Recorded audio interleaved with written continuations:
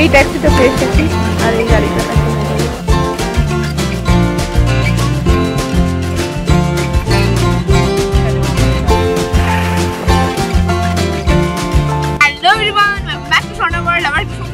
সকালে শুরু হয়ে গেছে আর আজকে আবার আমি চলে এসেছি একটা নতুন দিনের ব্লগ নিয়ে। তো আজকে আমাদের লাস্ট ডে অফ সিকিম, আমরা বেরিয়ে পড়েছি গ্যাংটক থেকে আর এখন আসছি আমরা গাড়িতে। তো এই পাহাড়কে টাটা বাই বাই বলতে বলতে যাচ্ছি। আমাদের খুব ইচ্ছা ছিল আমরা বন্দে ভারতে ফিরবো, কিন্তু আফসোস আমরা তৎকালীন টিকিট পাইনি, তো আমাদেরকে এখন বাসেই ফিরতে হবে। তো চলো শুরু করা যাক আজকের দিনটা, দেখা যাক মোটামুটি 5 দিনের ঘোরার পর্ব কমপ্লিট হতে চলেছে। এবার আবার কলকাতায় গিয়ে প্রথমত গরম, তারপর আবার যেমন দৈনন্দিন কাজ।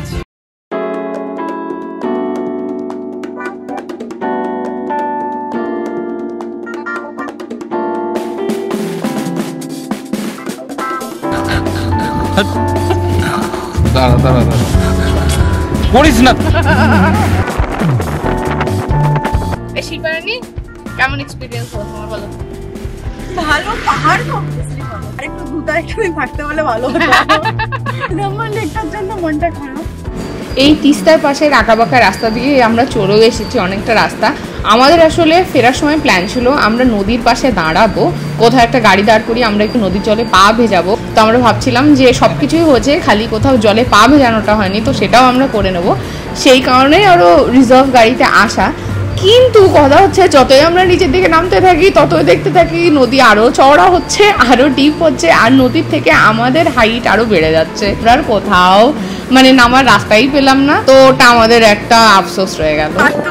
जाके बोला कि चाबी लो, चाबी खोलो, फिर बोला कि जाके बाल्टी में पानी नहीं है, पानी कहाँ बोला तो कुआं है, कुआं से ले लो। হ্যাঁ আজকে আসলে তখন না ক্যামেরাটা নিয়ে যায়নি, আমার খুব ওয়াশরুমে যাওয়ার ছিল, তো ওয়াশরুমে গেছি। প্রথমে তো বলেছে চাবি, ভালো কথা, চাবি খুলে এবার শিবা বলছে ভেতরে কোনো কল নেই, তখন বলছে কুয়ো থেকে জল তুলতে হবে। আজকে জীবনের ফার্স্ট টাইম কুয়ো থেকে আমরা জল তুলেছি, সে বালতি আবার ডুবছেও না, কুয়োর নিচে এইটুকু জল আছে যে বালতি কাত হচ্ছে না, বালতি বসে থাকছে, সেই বালতি গুতিয়ে গুতিয়ে জলদি বল, কাল সুবে পনভেল নিকলনা হ্যায়। ওটাউটি তবুও আমরা 1.5 বালতি জল তুলেছি, তারপর ওয়াশরুম ইউজ করে আসলাম। খাবারের ওখানে আমাদের কেটেছে, সেটা হচ্ছে যে আমরা চিকেন মোমো অর্ডার করেছি, ওরা বলেছে হ্যাঁ দিয়ে, যখন দিয়ে দিচ্ছে কামড় দেওয়ার পর দেখছি ভেজ মোমো দিয়ে দিচ্ছে। দেবানন্দ হচ্ছে চিকেন থালি নিয়েছিল, সে তার এমনই অবস্থা, পরে অমলেট দিয়ে খেয়েছে।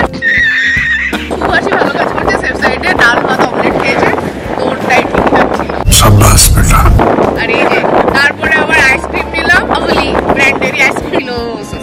ঠিক আছে, পাহাড় থেকে যত নামছি গরমও বেড়ে যাচ্ছে, আমরা সেবক রোড ক্রস করে চলে এসেছি। বুঝতে হবে যে ওয়েস্ট বেঙ্গলে ঢুকছি, গরমও বেড়ে গেছে আর বুঝতে পারছি যে ওয়েস্ট বেঙ্গলে ঢুকছি। খাবার দাবার সব ধরন আর গরমের ধরন দেখে। আর আমাদের শখ ছিল খুব নদীর ধারে নামবো, কিন্তু আমরা জায়গা খুঁজে পাচ্ছি না নদীর ধারে নামার। সেটা আমার কথা একটু শুনতে হতো, ঠিক আছে? আরে ওইখানে জলটা পুরো কাদা, দেখলাম লোকজন ভর্তি। আরে এখন তিস্তা নদী তোর পুরোটাই কাদা কাদা। রাফটিং এর জায়গাটাতে মানে শুধু তো স্রোত ছিল, ওখানে তো কোনো কিছু ছিল না, ওই কাদা একদম পুরো। হ্যাঁ আরে এখন তিস্তা নদী পুরোটাই কাদা জল, মানে আগের মতোই ব্লু কালার পাবি না, সব যে ভেঙেছে। তাহলে তোদেরকে যেতে হবে অন্য রুটে, বুঝলি? এই যে সত্যি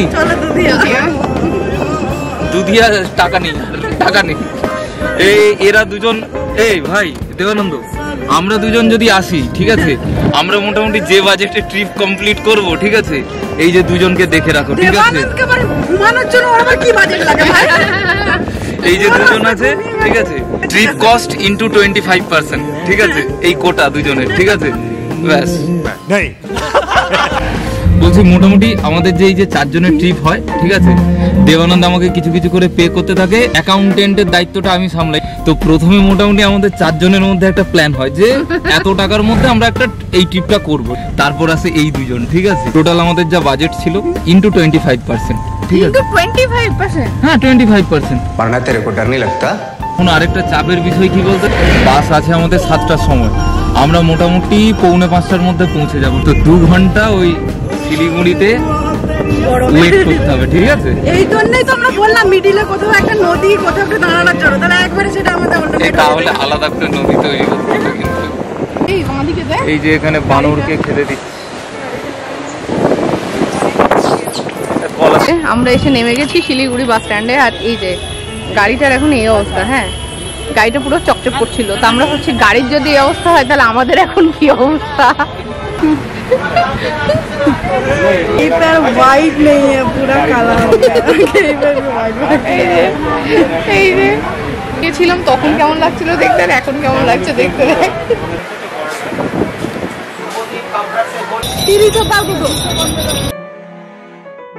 হ্যালো গাইস, কি কি বলছিলেন? আসুন।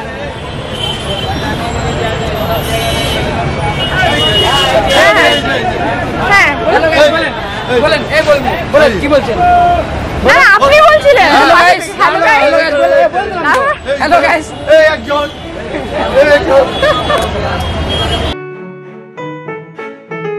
দারুণ লাগছে বল সারাদিনের পরে। दिना नींबू पता वाला ना, दाना तो नहीं, इसका छोटा नहीं है। তো সিলভার কেনার ছিল চা পাতা, তো ওখানেও সেটাই দেখছিল।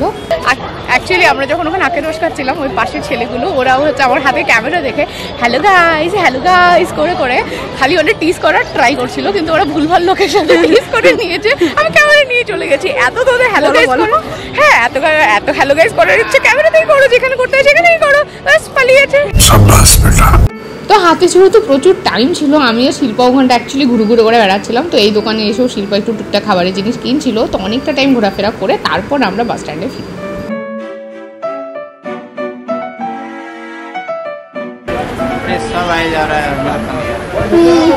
তো finally we are inside our bus. প্রায় 2 ঘন্টা আগে পৌঁছে গেছিলাম, তারপর অত চব্য হলো। দেন তারপর এখন বাসে উঠে বসেছি। লাগছে মনে হচ্ছে বাড়ি গিয়ে আগে স্নান করব, তারপরে রেস্ট করবো, মানে স্নান আগে করতে হবে। আর এই যে এতদিনে এত জার্নি, এতটা টায়ার্ড লাগছে, মনে হচ্ছে যে এই এখন 7টার সময় বাসে উঠলাম, মনে হচ্ছে কাল সকাল পৌঁছানো অবধি ঘুমোবোই শুধু। তো একটু ডাল খোলা ডানকুনি নয়।